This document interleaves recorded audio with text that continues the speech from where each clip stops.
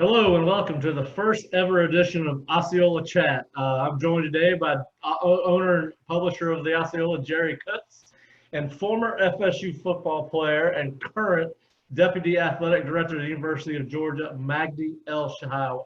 Magdi, welcome. Thank you. It's good seeing you guys. Nice seeing you. It's been a while. Yes, it has.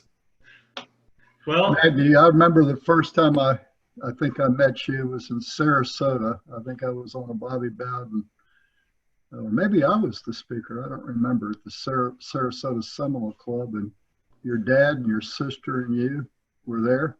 Yeah. And you had just signed with FSU, I think, that February. Yeah, that was the Bowden tour down there in Sarasota, my senior year in high school. I do remember we were sitting at the table, and it's hard to believe. I won't even say how many years ago that was, but it's been a while. Yeah, it's hard to imagine that much time has gone by. So yeah, we're all none of us are as young as we used to be. That's for sure.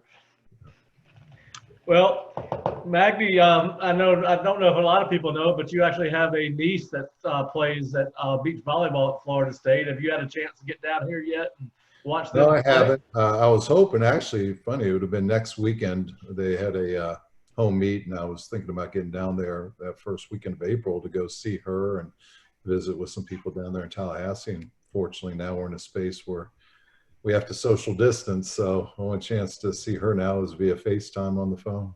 Yeah. Now, how's your family doing? They're doing good. Yeah. My niece went down to Sarasota. As you know, school is now done virtually, and she's down there. I have a nephew who's a senior in high school, and my parents are over there in Sarasota. So they're all together. I got my family here in Athens, my wife and my two boys, and we're just making the best of it right now. Now, your sister also went to Florida State, Malachi, and I see her on Facebook all the time. She's always traveling all over the United States. What is she doing now? Yeah, well, the travel industry is being hit hard right now, but her and her husband have a very successful travel business, and they'll be all right for a period of time. Certainly, we just got to see how long this pandemic goes and how much it impacts all of us in society, but they're hanging in there. Good, good.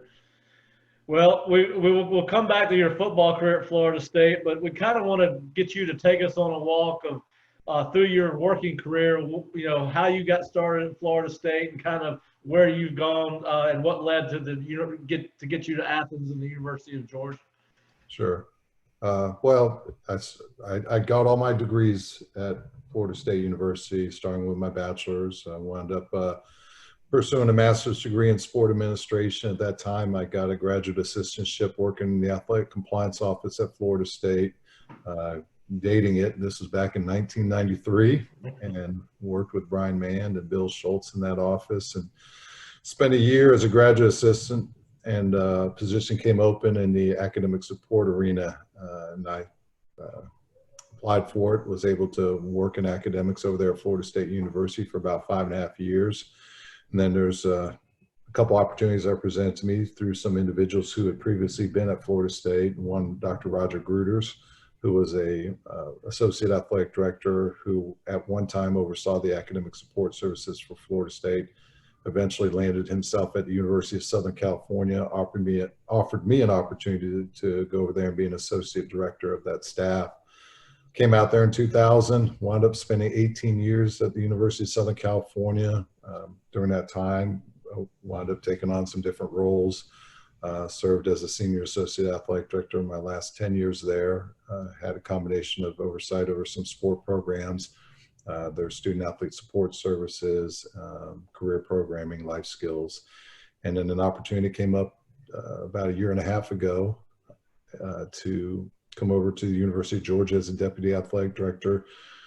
18 years at one institution is a long time, and I figured, hey, with a family of my own, it'd be nice to get back closer to where I grew up, to a part of the country that I have a strong affinity to, and take on some new experiences professionally. And so far, it's been great, 1.5 years in, and really been enjoying my time here in Athens. You mentioned your family, Magdi. Can you tell us a little bit about what the unit consists of? Yeah, so I have my wife, Kimberly, and my two boys. I have a 5-year-old son, just turned 5 last week, Micah, and a 2-year-old boy, Madison. And they're two balls of energy, remind me of myself back in the days. I guess to some extent it keeps me young, but working in this profession and constantly being around young people, the energy I get all the time. If it's not at work, now it's at home. I just feel blessed right now to be a father and be a family man. It's been a great experience and something that I consider my why. Yeah. Well, they'll keep you young and keep you on your toes. That's for sure.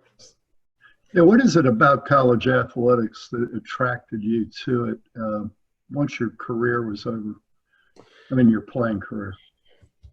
Yeah, one of those things where I initially thought out to work in this industry, just never really, as a student athlete in college, of course, a lot of us who came to college to play football, our aspirations were to play professional football. And for me, being a very average player, that wasn't in my cards. But somehow, right after graduation, just with a conversation with a guy, Ricky Slate, who was a couple years older than me, found out he had a job with the Florida Marlins and started talking to him about how he got the job. He talked about his master's program in athletic administration, and it opened up the idea of working in sports that I never thought about. I thought about playing sports, but didn't think about working in it from an administrative standpoint. And, I really realized that being involved in sports since I was a little kid, it was my life. It was a lot, in many respects, my identity. And to be able to get in, fortunately at Florida State, to have the opportunity to get a graduate assistantship and really parlay that into a career has been truly a blessing. I know your dad was a physician. Did you ever consider that field? It's funny. I remember growing up and seeing how my dad was always on call, and I said to myself, I don't see myself always working those crazy doctor hours. And then I get into athletics, and we wind up working crazy doctor hours. So but it is something that there's a saying: if you enjoy what you're doing, you never truly working a day in your life. And it is a passion, it's a calling, and I feel again blessed to be doing what we do here.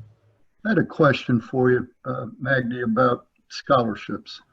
A lot of your teammates and a lot of the kids that you've gotten to mentor as in the position you're in, those scholarships can change their lives.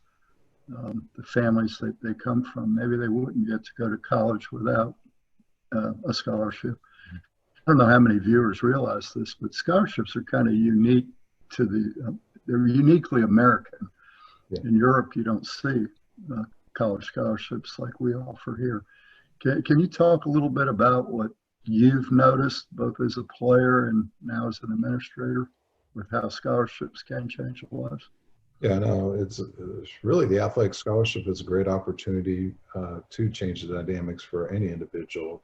For a lot of people that come in playing a sport like football in college, they may not have gone to college if it wasn't for the athletic scholarship, and to have that ability, in some cases, be the first member of a family to go to college, or be, someone within their own community to be a first person to go to, say, Florida State University as a student athlete and have an opportunity to use that scholarship to earn a degree and see that college education is the key toward upward social mobility.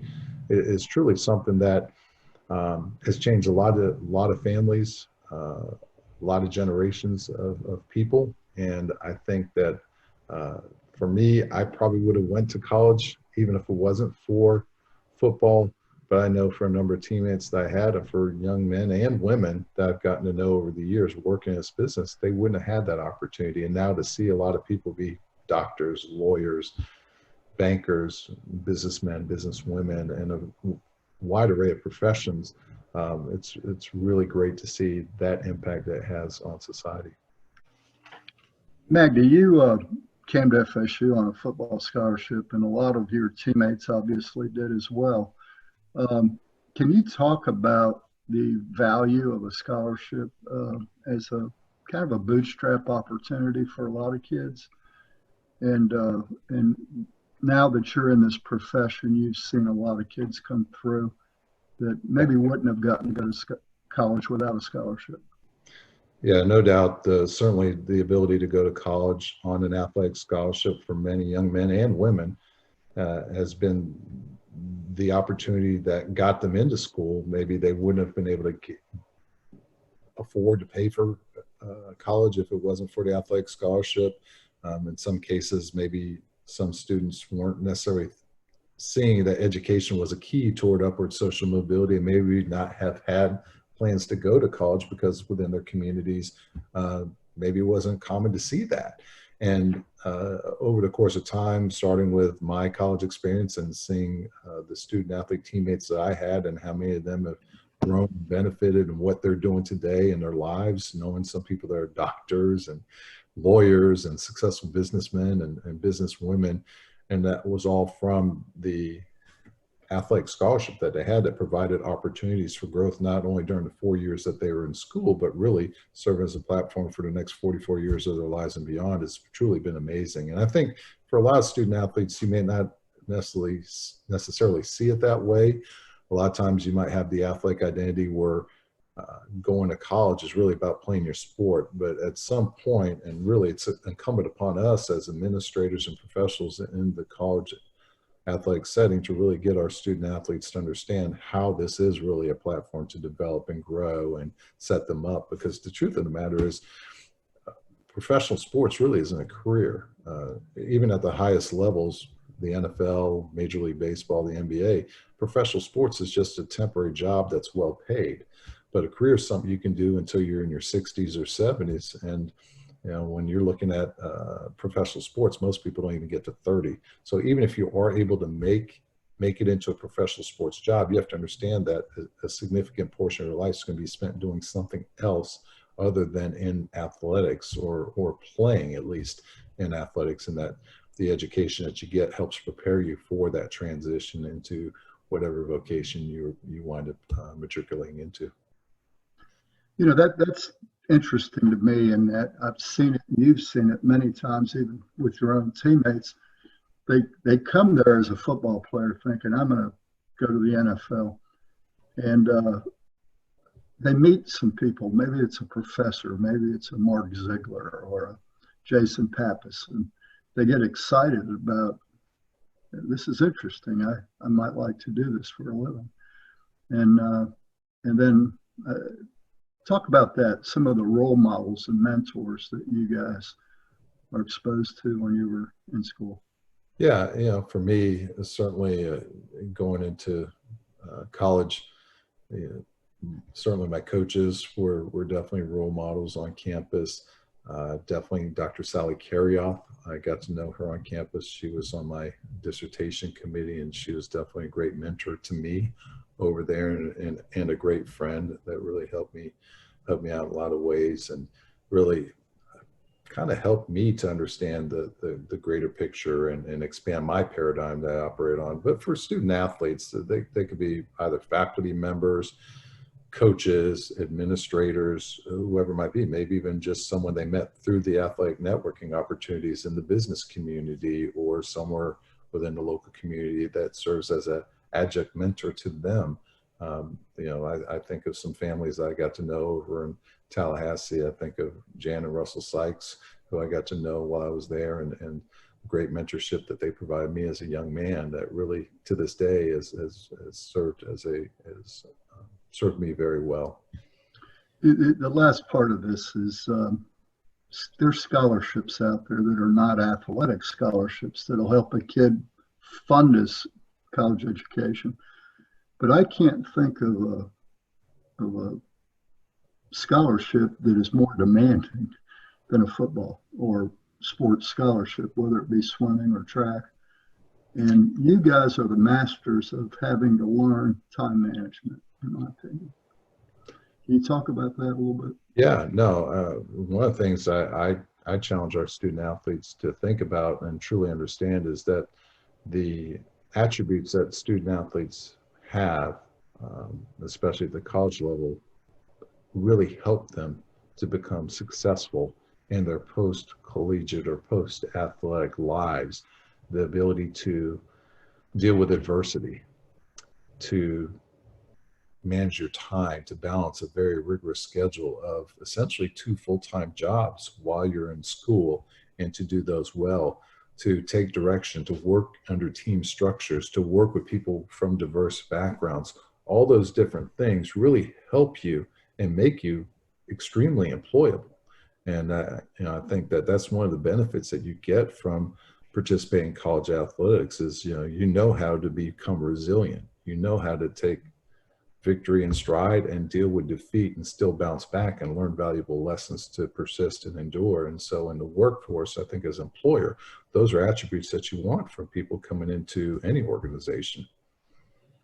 Yeah, well, Magdi, you've been doing this a long time, and obviously the suspension of spring sports has affected all colleges and all athletes, but how has it affected college athletic departments from an administrative standpoint? Well, we're telecommuting.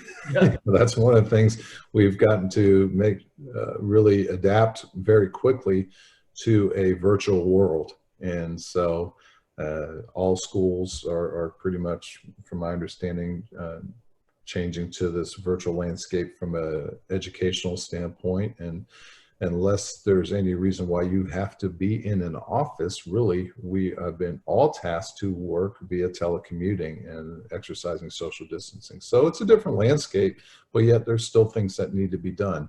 Certainly, there's a lot of factors we have to look at with the cancellation of spring sports. There's some financial impacts that we're all looking at. You saw yesterday the NCAA announced that the revenue distribution that was initially intended to be $600 million to all the member schools is now $225 million, which is about 37.5% of the initial distribution. So there's going to be a financial impact. Now we just got to see how long this thing goes and how it impacts other sports moving forward. Well, one of the things that, when you talk to college coaches or even players, one of the reasons they like to be involved in college athletics and coaches because of the one-on-one interaction with their players, and obviously being a part of a team. And within a matter of 2 weeks, the one-on-one interaction with you and student athletes has disappeared. And, the team concept is still there virtually, but there's no locker room, there's no study hall, there's no one-on-one meetings. What has that been like for you, and what has that been like for the student athletes that you talk to from an emotional standpoint? Yeah, and I think you hit it right there at the end. Our first concern is the emotional welfare of all our student athletes, and not just our student athletes, our staff. We have to be very intentional with engaging with our student athletes and staff members, doing a lot of face-to-face interactions via Zoom or FaceTime, whatever it is, to let them know we're concerned, make sure we're communicating. If anything, we're now in a position where we need to over-communicate.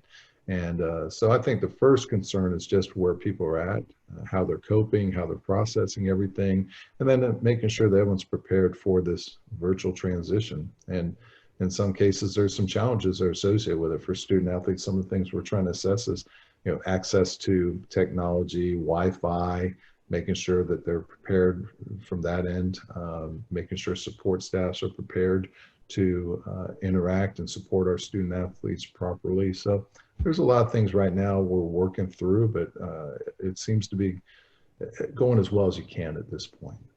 Now, are you guys able to set up study hall hours and things of that nature online, or how does that work out for you? Yeah, I think, but most of these institutions, we've all been talking amongst each other about how we're doing it. And you find that most institutions are shifting to a virtual tutorial learning support platform and maintaining the same infrastructure that they had in terms of tutoring support through Zoom meetings, through Gabbard or FaceTime, but that the actual study hall components are a little harder to manage. So you will have to make sure that your student athletes are self-regulated because you can't just virtually follow them at all times.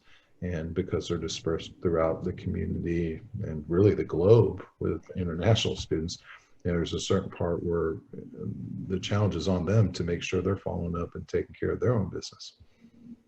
Not just from an academic end either, athletically, the challenge is even more so. How do you stay in shape? A lot of gyms are closed. Access to fitness is becoming tougher and tougher, not just for student athletes, for all of us right now. And so the changing landscape of how you condition yourselves when you don't have access to a weight room is one of the things that we're all working through as well. So let me ask you, you've been in the compliance world, you've been in the academic advising capacity, and of course, as deputy, you're involved with strength and conditioning and all that kind of stuff. Yeah. Let me start with the academics. How much, well, and maybe this is a compliance question, how many hours a week can you ask your student athlete to be engaged with a member of the athletics department? At this time currently? Yes.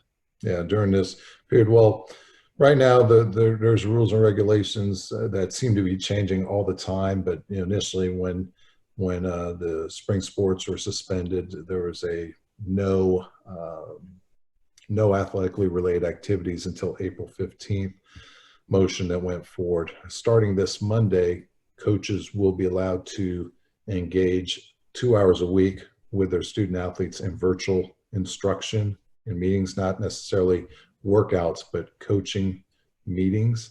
We expect that will gradually increase over the next couple of weeks, with an eye on when we can return to bringing students back on campus and getting involved in accountable athletically related activities. But right now, from that standpoint, it's 2 hours of virtual instruction.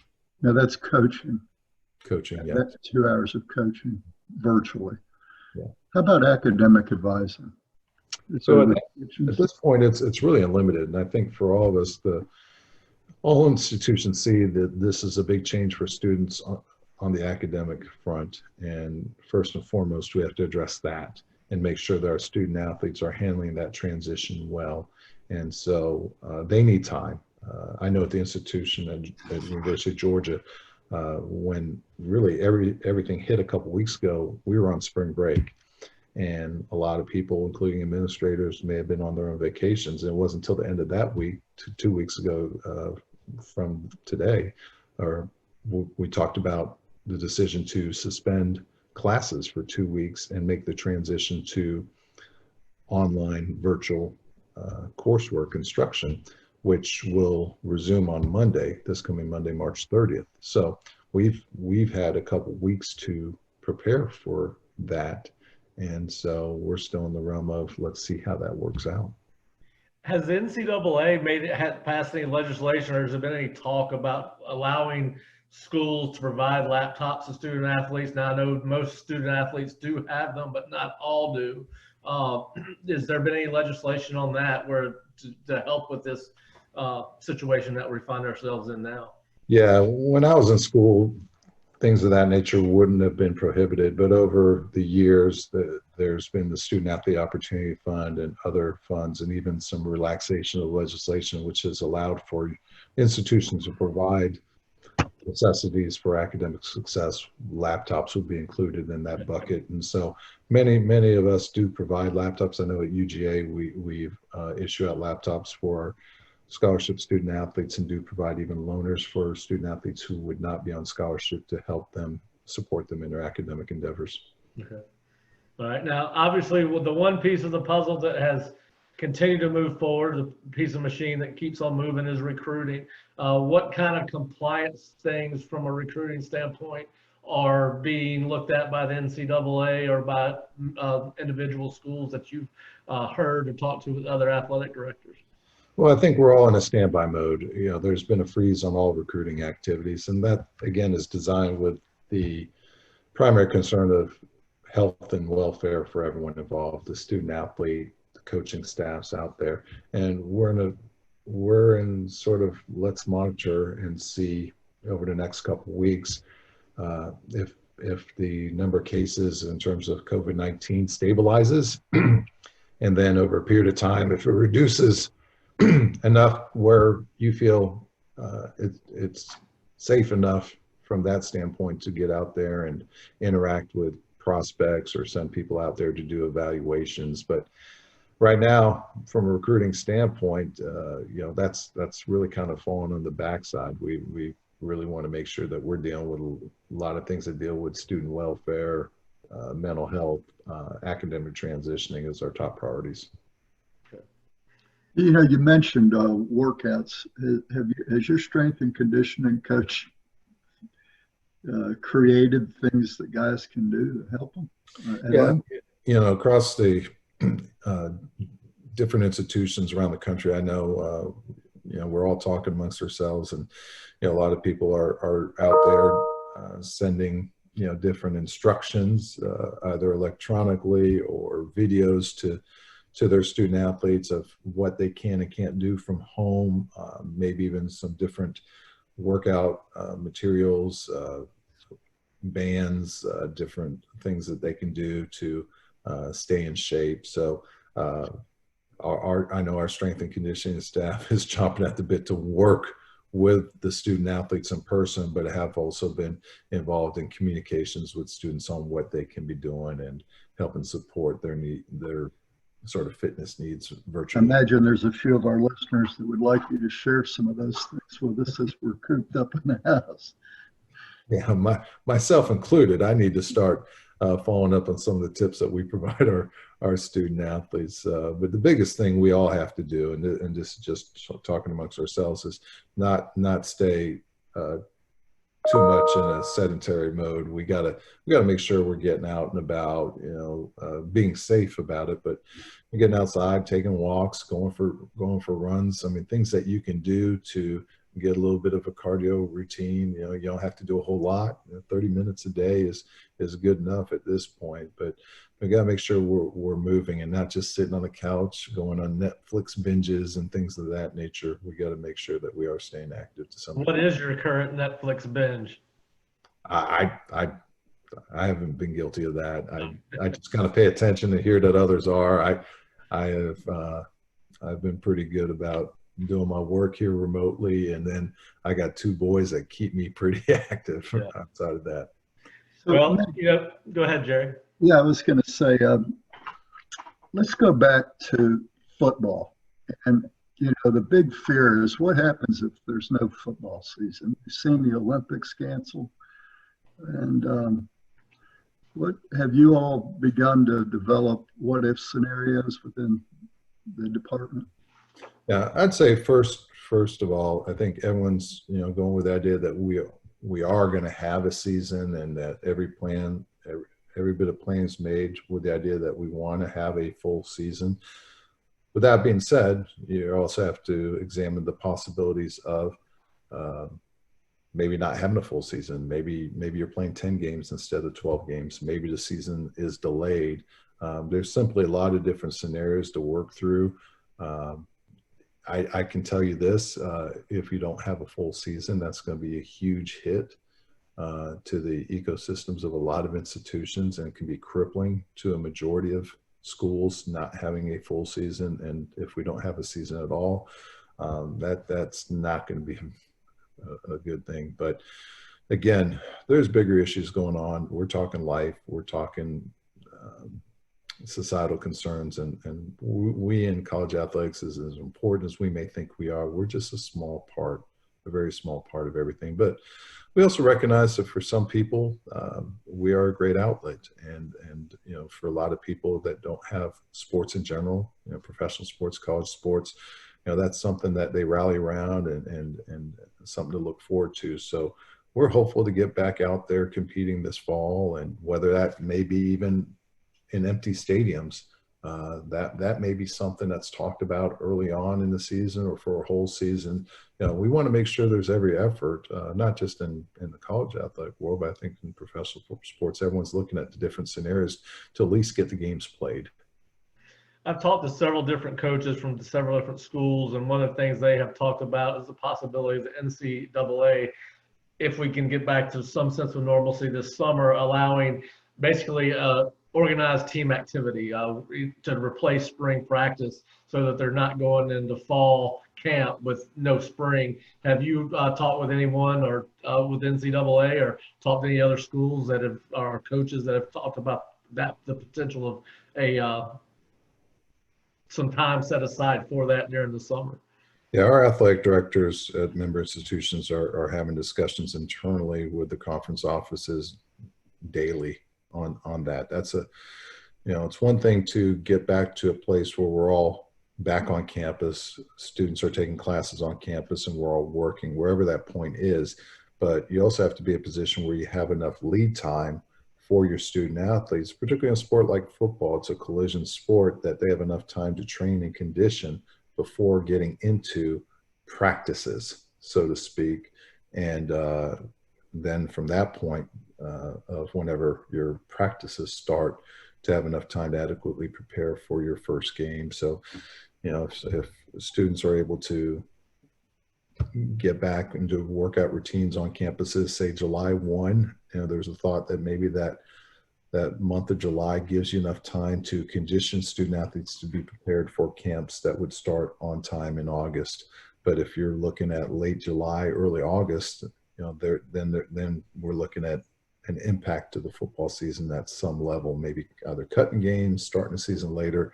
Not quite sure yet. There's going to be a lot of discussion on a lot of different options, but I know there's going to be a real commitment to see that we can get a full season in if possible. You Yeah, mentioned, go ahead, you mentioned the conference office, and how much guidance is the NCAA and the conference offices giving athletic directors right now? Yeah, well, I think right now the athletic directors work primarily with their conference offices in the communications, and then the collective feedback from the athletic directors goes to the conference commissioners, who in turn communicate as commissioners to the NCAA, representing issues that are relevant to the conference. And from an NCAA standpoint, you sort of take that feedback in and see what the collective whole feels, and establish some sort of commonalities that you can work around that accommodate as many interests mutually as possible. You mentioned the impact both economically and obviously emotionally for fans and players and coaches. Do you think there's any chance that the regular season could be extended past the new year? I think there's always a chance. I think there's going to be some discussion on that if there needs to be. Hopefully we can keep everything intact, but if this thing pushes on and there's a chance where you can play a full season that goes into a new year, I got to imagine that there'll be some discussion on it. Whether we will do it or not, I couldn't tell you at this time. Right. Do you think there's a timeline, or has there been a deadline set, or do you think there's a feasible or a date that you would think that would be important to say, hey, we're going to start the season on time, or no, we're not going to start the season on time? My personal thought is if the student athletes, and we're talking football here, are able to be back on campuses working out by the beginning of July, my personal thought is that you'd be able to get a season started on time.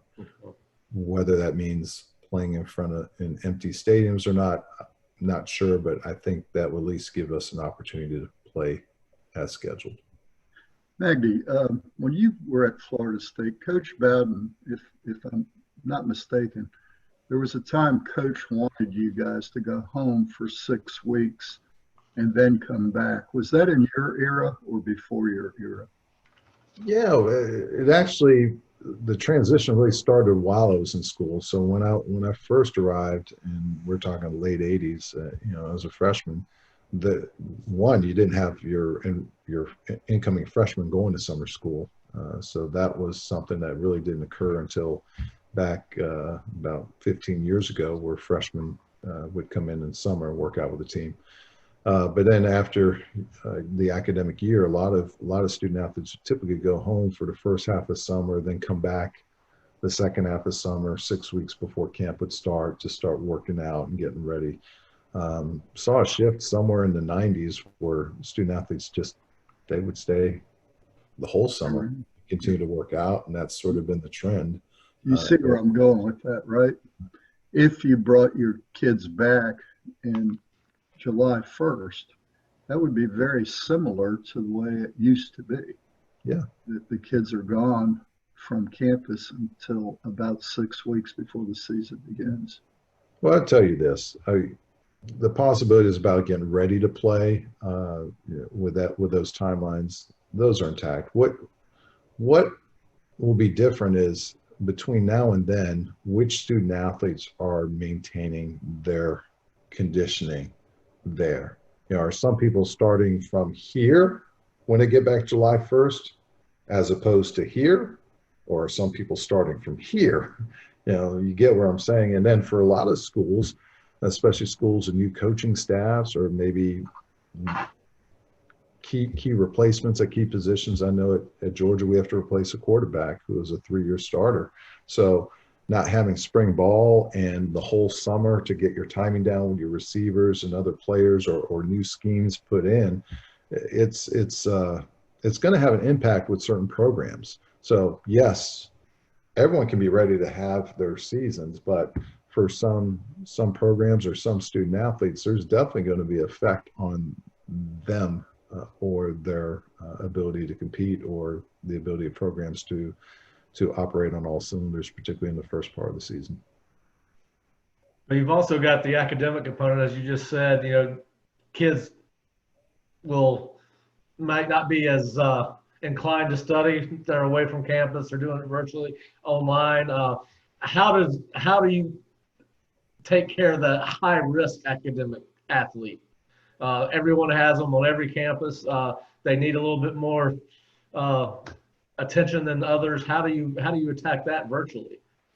Yeah, well, I think again, you have to be very intentional about the communications with those students. And I think this is where the coaches have to be very involved and engaged in the academic success for students. You know, you have to identify who those individuals are and make sure that coaches are staying on top of them. Coaches are communicating with them, maybe even knowing when they're supposed to be in their virtual tutorial sessions, or when they're supposed to be logging on to their courses, so that maybe they can connect with them during those time periods via FaceTime or whatever, just to ensure or support that they're staying on top of it. Yeah.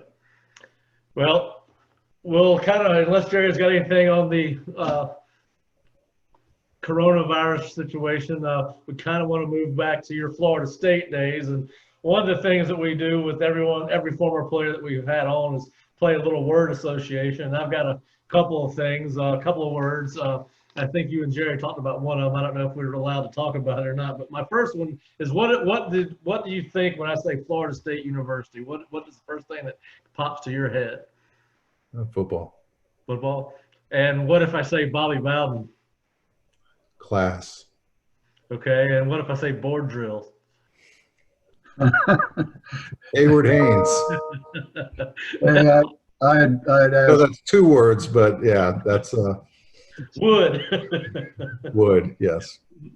hey, on that score, Magdi, do you mind sharing the story with our listeners about the day on the board drills, and what was one of the scariest injuries I've ever seen? Yeah. Yeah. So essentially, the board drill is basically, you have a piece of wood laying on the ground, and you have 2 guys. It's really man on man. You go across each other, and one guy's trying to push the other guy across the end of the board, essentially. And I had the misfortune of going up against Hayward Haynes as a freshman. And this was the days where you didn't have a whole lot of 300-pound plus student athletes. And Hayward was one of 2 guys on our team that was over 300. And so for me, I went up against him and got up underneath him, and my feet slipped out from underneath me, and Hayward bent my head back all the way, basically almost touching my buttocks from behind. I basically folded up like a wallet. It's Backwards. backwards. That's right. They used it as a film for our former athletic trainer at Florida State, Randy Orvitz, would teach a class, care and prevention of injuries, and he used the tape of that injury as a classic example of a hyperextended back. Now, for me, it knocked the wind out of me. Certainly was a scary moment. I wound up getting X-rays, and I was fine, and but it was something that for about 2 months I couldn't bend forward maybe more than 6 inches either way because of excruciating pain from that. And I'll always remember Hayward Haynes for that. Great guy, and he put it to me that day. I've seen the video, and just so our subscribers understand, his shoulders were almost touching his heels. I mean, that's how. I mean, your body was in shape of a V at the very least. Yeah. I mean, it was. It's amazing that. I mean, really, Magdi, it's amazing that you walked away from that. I mean, when you go back and look at it, and as I think as you probably get older, you have a little bit more perspective on how lucky you were. Well, I've had some physicians tell me that if I would have turned maybe 2 inches to the left or right, I would have been paralyzed. But the fact that I went back perfectly straight probably saved me. And, it's something that, I know as a man of faith, as a Christian man, I know God has plans for all of us. And I definitely thank God that I was spared that day. Well, let's talk about some fonder memories. What is if you have a favorite game or memory from your football career at Florida State, what would that be? Clemson, 1988. At Clemson? At Clemson. Yeah, that's a great one. I got to see one play in that game. That was it. What was it about that game that made it so special for you? Well, obviously it was a classic game. And for me, I got to start that game. Odell Higgins, who was ahead of me, had been hurt, dinged up, wasn't able to practice that week. So I was able to start and play a lot and competed and did well. For me, I consider myself an average, very average, mediocre college football player, but to have gotten in there and contribute in the game of that magnitude on that particular day was a lot of fun. And obviously the outcome is part of Seminole lore.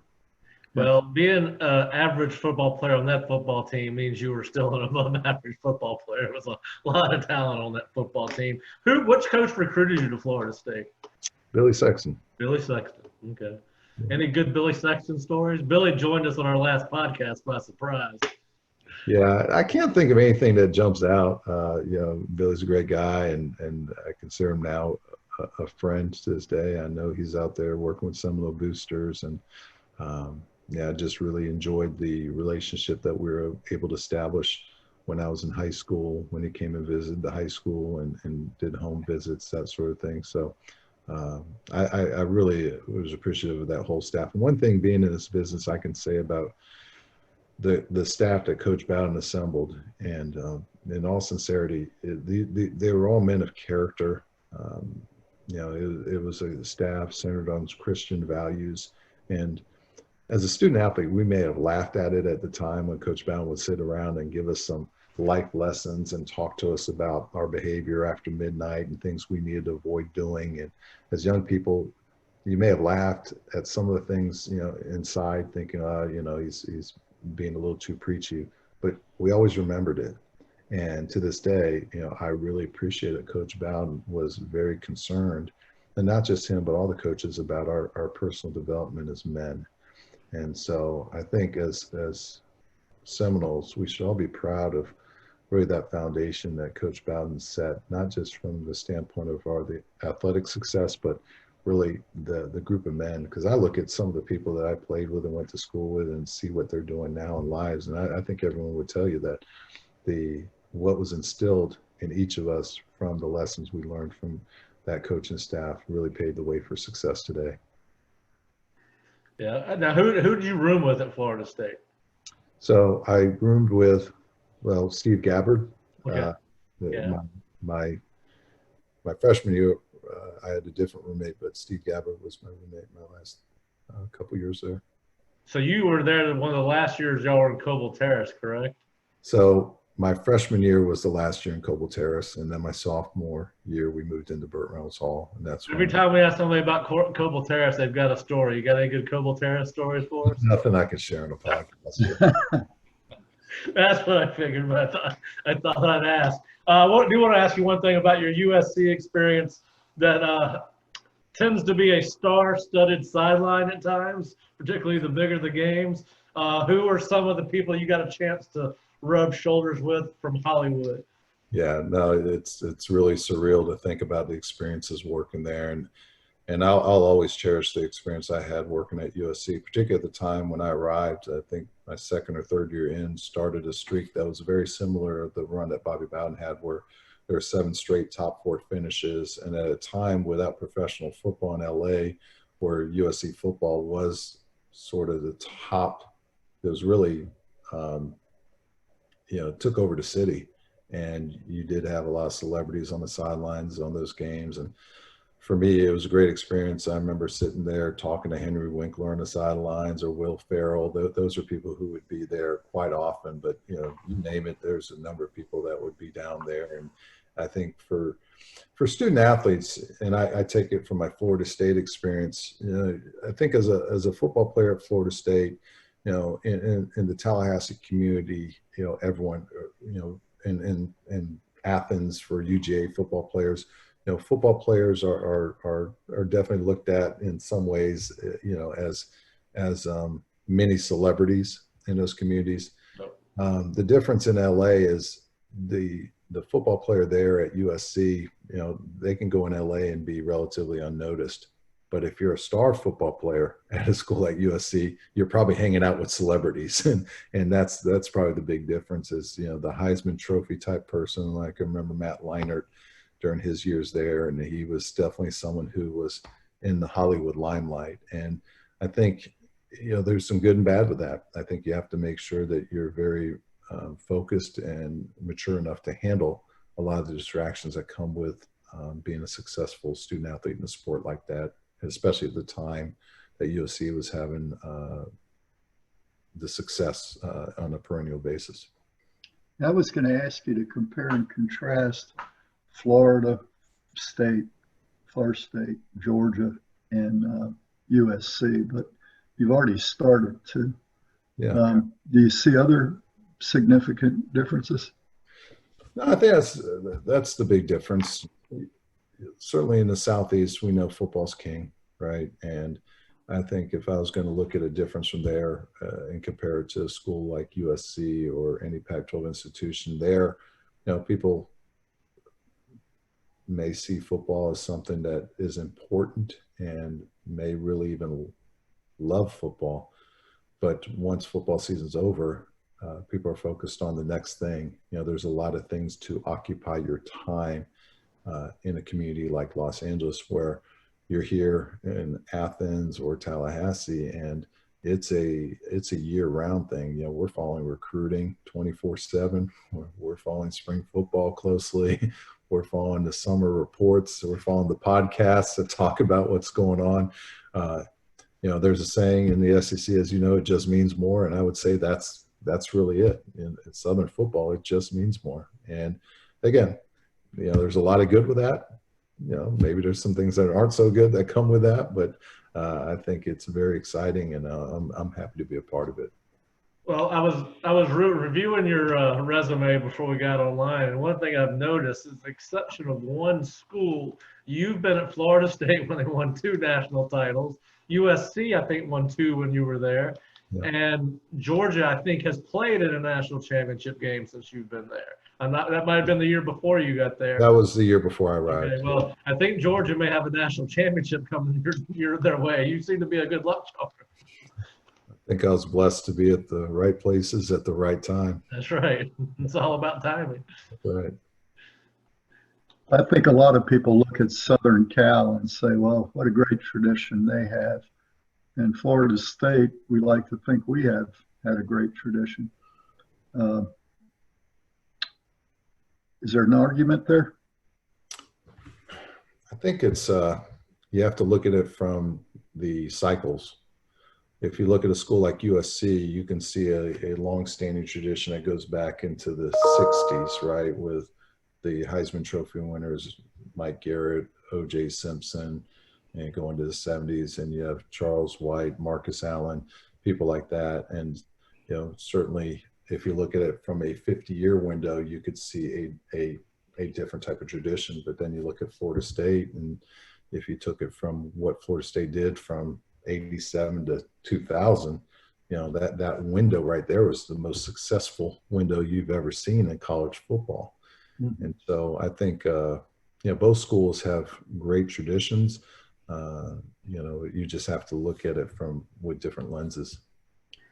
Now, how closely do you get to follow Florida State football? You're busy every Saturday, I'm sure, but how many games do you get to watch in a season? Not too many. I'll keep an eye on how Florida State's doing, but I may get to see 2-3 games max a year. Over the years, I've tried to come down maybe when there's an off week and it times out with a Florida State home game. It's been a couple of years for me, but over the years, maybe every other year I'll get to a game myself, and it's always great to reconnect. One of the things that Florida State does, and I think probably better than anyone else, is that varsity club, and the opportunity to reconnect with former student athletes there. I've told my colleagues this at Georgia, and even when I was at USC, as a former student athlete, you always feel appreciated going back to Florida State, and you don't even have to make really any plans when you go to a football game there. You can just go to the varsity club and reconnect with people from your time period and just have fellowship and really feel connected to the institution just from that right there. Well, I know last spring you got a chance to reconnect with Eric Llewellyn and I believe Henry Osceola, who lives not too far from you. How have you had a chance to see more of your former teammates since you've been back on this side of the United States? Yeah, you mentioned Henry, and Henry doesn't live too far from me, so he's come down and visited a number of times. I've seen Dexter Carter a few times, who's down in Augusta. Carl Simpson, who's a couple hours south. So I've had a chance, of course, when Florida State played in the baseball regional last year, Eric Llewellyn was there, and I get a chance to have dinner with him and visit with him a couple times. So yeah, it's been good. It's been opportunities again to see a few people. Funny enough, Brad Johnson, who I played with at Florida State, lives essentially across the street from me here. He's here in Athens, and stone throw away from my house, and we've had a chance to connect quite a bit. So that's You don't nice. see him running through the neighborhood late at night, do you? With that, You don't see him running through the neighborhood late at night like he used to run through campus late at night, do you? Brad, slow down a bit. Yeah, he had a long NFL career that I'm sure put a toll on his body. So, but that's cool. Well, Magdi, we appreciate you joining us today. I appreciate you taking the time out. Glad to hear that things are well in Athens, and obviously that your family's safe. And look forward to catching up with you again sometime. My pleasure. It's great to see you both here on screen. I know it's been a while, but wishing you guys the best. Stay safe during this time. We're going to try it, and I think this is probably going to be the new norm for a while. Well, we're all going to communicate with each other. Seems that way. All right, Magdi, thank you, man. Appreciate it. Have a good one. All right, have a good one.